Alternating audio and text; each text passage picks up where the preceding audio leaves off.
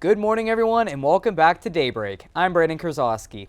And I'm Addison Deal. In this week's episode, find out what campus event is happening in person for the first time in a long time. And we'll tell you all about when you can plan on visiting Kennywood Park for its 2022 season.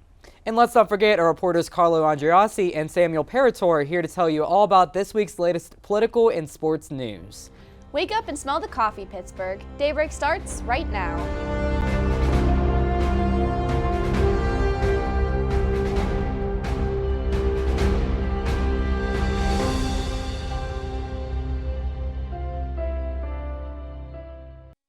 Welcome back. Here's your campus news, starting with your weekly weather update with Alexa Shawless. Thanks, Addison and Brandon. Well, I'm sure everyone enjoyed the wonderful sunny weather we've had this past weekend. It's time for Pittsburgh to snap us back to reality this week.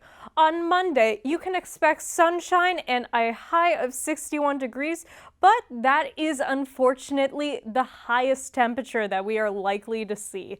The remainder of the week ranges from low temperatures in the high 40s to low 30s and high temperatures in the low 60s to high 50s. That is with the exception of Friday, which is expected to have just a high of 52 degrees. Thankfully, it does not seem like we'll be having any snow showers this coming week, although that does not mean that we will be without precipitation in general, as we do have expected rain showers on both Wednesday and Friday. Although it's not quite reached that warm summer weather we're all waiting for, it's definitely a welcome improvement from the winter wonderland we've had for the past few months in the Steel City. You know, I'll take the rain and the 50s any day over that snow. I definitely agree. At least if the sun comes out for a little bit or at some point during the week, I will be happy. Of course, the sun is wonderful, especially last week when I got to go outside, take a bit of a walk, enjoy Village Park for a bit. That was wonderful. I'm sure it makes the walks to class and just going outside in general so much better. You know, it's just so nice to have my car windows down, and it's the kind of weather where you can have both windows down and not be cold. Exactly, guys. It is just wonderful. Thanks for the updates, Alexa. Now let's dive into the news that matters most, starting here with the weekly campus news. The Point Park Spring 2022 Career Fair will be held in person this semester. The Career Fair, held by the Professional Career Readiness Center, is a great way to make connections and to meet new employers. It is free to all Point Park students and alumni with the business casual dress code required for the event. It will take place in the Lawrence Hall over the span of 3 different floors on March 31st from 10 a.m. to 3 p.m. Students can register online via handshake, and registration is required for the event. With the change of CDC guidelines on February 25th, many local universities have ditched the requirements for masks on campus. However, Point Park University's mask-wearing policy has stayed the same.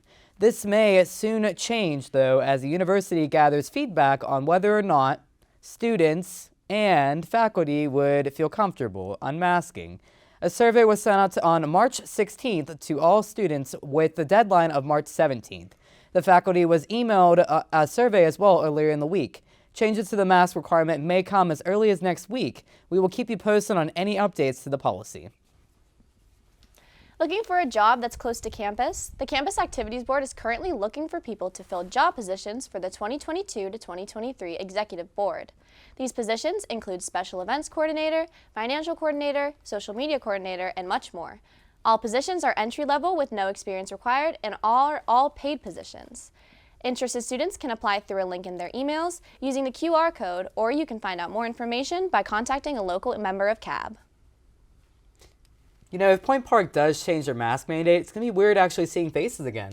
It will be, although I don't know if everybody would stop wearing masks if they change the mask mandate. I feel like a lot of people would prefer to keep them on. Yeah, there's definitely like a weird I don't know, actually. There's some people that like them, some people don't. I feel like it's a solid like 50-50. Yeah, it's a solid 50 for sure. But, for the faces that you can see, you're going to have to readjust to actually knowing who they are. Getting used to seeing a whole face instead of just the eyes. I know, when I see my teachers outside of campus, like, I might see them sometimes outside, and I'm like, who are you? No, I don't even recognize them sometimes, and I'm sure they don't recognize me whenever they see my whole face. It's just difficult, because all you see is the eyes, so you don't actually know who they are.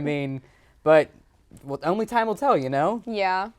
Coming up after the break, find out what's been happening with Pittsburgh's Port Authority bus system. Transportation, we'll let you know about the newest bike share program being launched in the Seal City. And don't forget, our reporters Carlo Andreassi and Samuel Parator are ready to give you this week's political and sports news. Don't go anywhere, Daybreak. We'll be right back.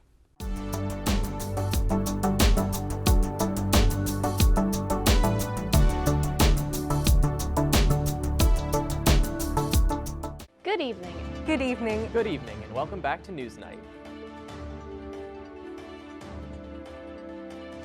Most of the student body of the Pittsburgh Public School. Some of the United States allies. Thursday, the FBI was seen raiding. Let's get started with today's forecast. Today's high will only reach about 31 degrees. It's looking a little cooler than we've seen in the past few weeks. All this and more. All this and more All this and more coming up on Newsnight. coming up on Newsnight. Coming up on Newsnight.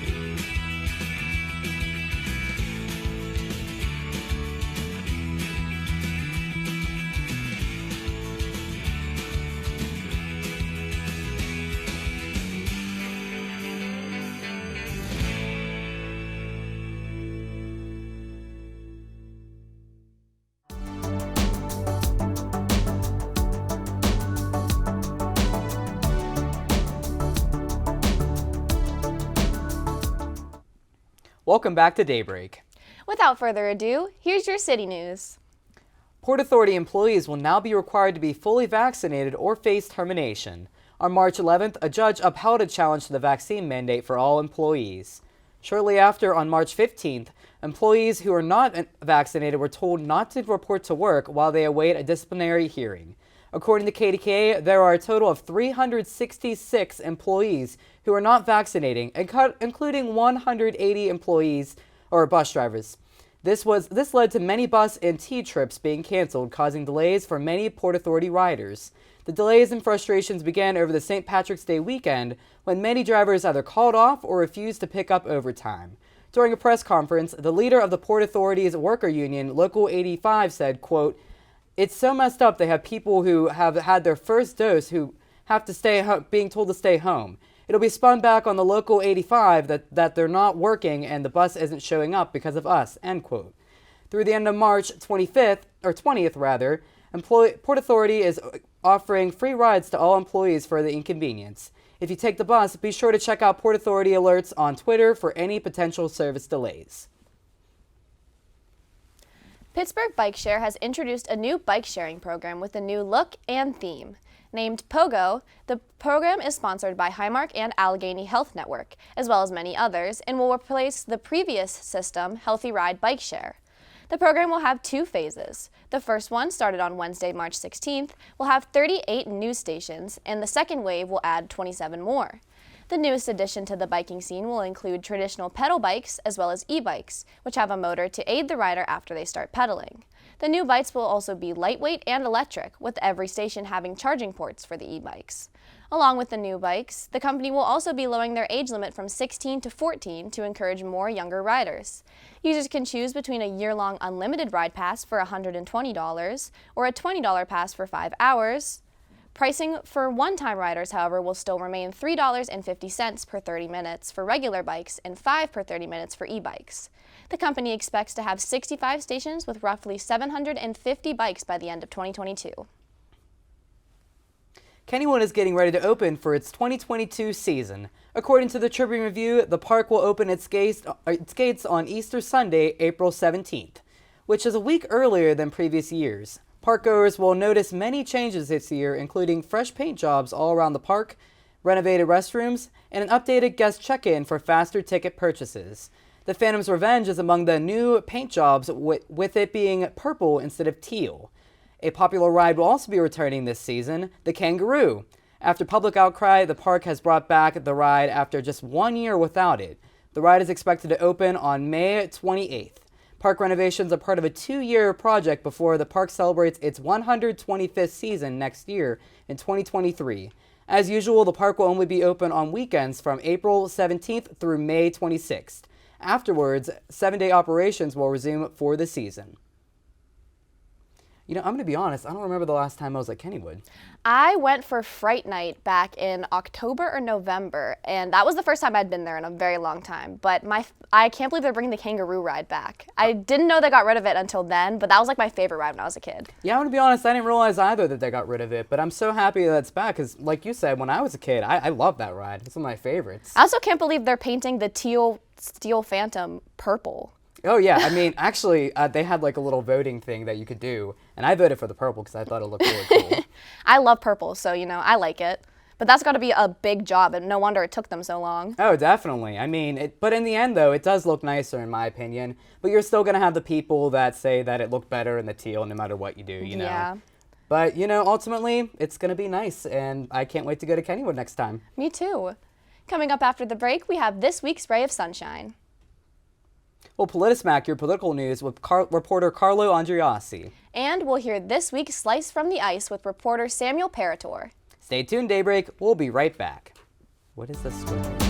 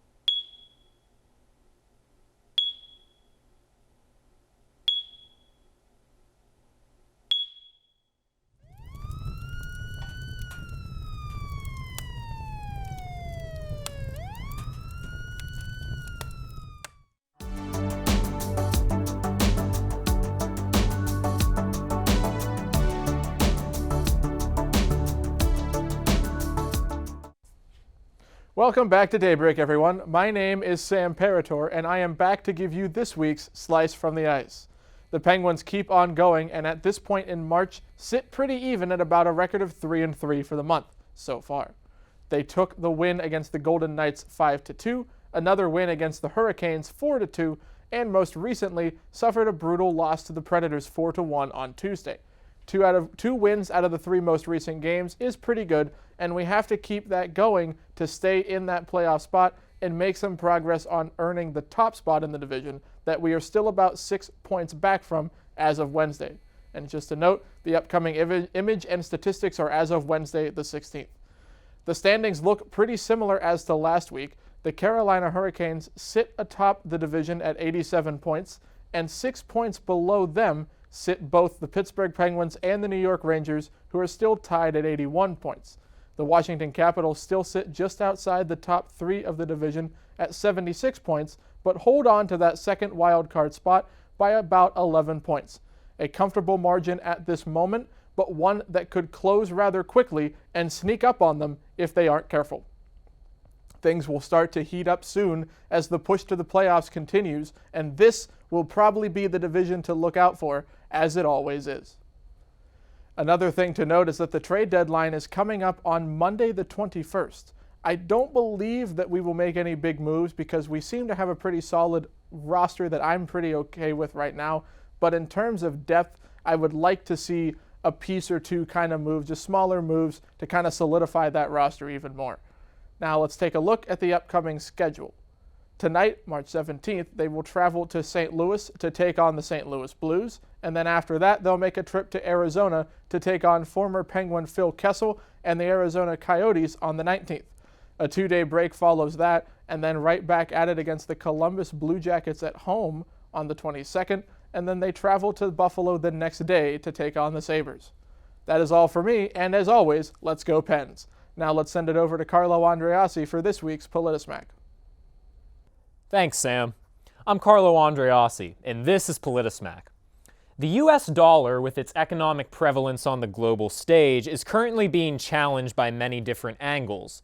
Economists are currently reconciling with the power of the U.S. dollar, following major sanctions on Russia and changes from the Middle East in terms of the exchange of oil. It turns out that a combination of the U.S. cutting Russia off from the banking systems, prohibiting dollar transactions, isolating their central bank, and the Russian ruble plummeting in its value, it turns out that the U.S. dollar could face long-term consequences of its own. With the U.S. dollar currently holding 60% of allocated reserves in trade, a lot of countries rely heavily on it.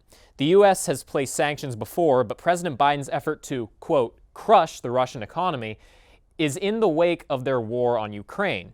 Economists from Yale, MIT, Princeton, Harvard, and others are warning of a long-term trend that could see the dollar losing a great amount of value. Biden's sanctions on Russia were described as a, quote, turning point in financial history, according to CBC News, with other countries noticing that the effect that the dollar can have on a nation's economy. It's being predicted that the incentive for countries to start using other currencies in trade will be a trend. We're even seeing this unfold right this moment, as Saudi Arabia has decided that its oil sales to China will no longer be used in dollars, but in yuan. With Saudi Arabia being #1 in the world in oil exports and China accounting for 25% of their oil sales, this is projected to cause a massive depreciation of the dollar. Should this trend of other nations refusing the use of U.S. currency, America's economy would be hit hard. It seems as though we're only seeing the beginning right now when it comes to inflation. So, Addie, Brandon, we've seen inflation run wild, especially with the gas prices here. So what's your take on this? More inflation? I'm definitely feeling it because last time I went to fill up my tank, it was about $50 just for about 12 gallons of gas. Yeah, luckily I don't have my car down here, so I haven't really noticed it that much, but I know passing the gas stations, I've seen it. It's so high. I've seen people complaining about it all the time, so it obviously is already starting to show through in that way. And I think I saw that a gallon of the special gas, for sports cars is over $5 a gallon. Right? And it doesn't look like the problem's going to be getting any better, judging by this news. These gas prices are going to be moving, even upwards, so. It just makes me question, at what point would I want to stop driving as much as I want to, Yeah. It sucks right now with Port Authority not having all their issues. I can't really take the bus, so driving is just a pain for me, having to shove up all of the gas money, Mm-hmm. Can't drive without gas, so you kind of got to buy it. Yeah, well, we're going to see how it plays out in the future, I guess. Before we say goodbye, we'd like to share with you this week's Ray of Sunshine. In case this is your first time joining us or you need a refresher, Ray of Sunshine is our way of starting your day with a smile and an inspirational quote. In the spirit of St. Patrick's Day, today's quote is about luck. The quote reads, "Luck is what happens when preparation meets opportunity." Seems like you got to make it happen. You can't wait around for it to happen. Yeah, you can prepare all you want, but sometimes just a little luck needs to come your way to find that door for opportunity to open. I really wish I would have a little luck lately because it's just, Lately, I mean, I know it's St. Patrick's Day, I got the green, but I have not been the luckiest person. You gotta go halfway. The luck will only meet you halfway. You gotta do half of it yourself. I'm glad you guys are cheery about luck, but I mean, if you guys are having luck, you're gonna be cheery about it. That's it for Daybreak. Thank you so much for watching. You can catch clips from all our previous Daybreak episodes on our YouTube at YouView Television. Don't forget to subscribe and follow us on Instagram at Twitter at DaybreakPPU. I'm Brandon Krasowski. And I'm Addison Deal, hoping your news is good news. Have a great day, everyone.